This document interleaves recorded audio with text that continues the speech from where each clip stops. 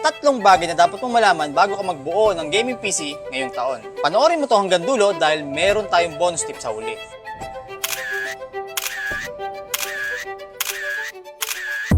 Sobrang exciting mag-build ng gaming PC, pero dahil sa daming information sa paligid, nakaka-overwhelm at nakakalito na.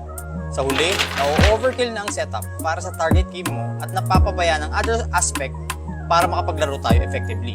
Kaya ito ang 3 tips para makabuo ng gaming PC na hindi na ma-overkill at may enjoy mo gamitin. Mag-research sa system requirement ng game. Use Google search lang para malaman natin ang perfect specs para sa paborito nating PC game.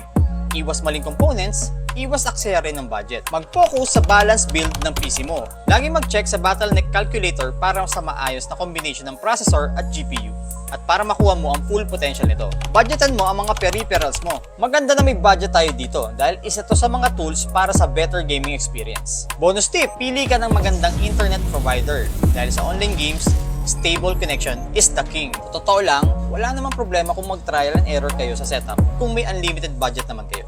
Pero sa mga tulad ko nagtitipid at kailangan pa mag-ipon para makabuo ng pangarap nating gaming rig, sana makatulong ang mga tips na ito. At kung nagpaplano ka magbuo ng gaming PC, PM ka lang dito sa PC Merchandise.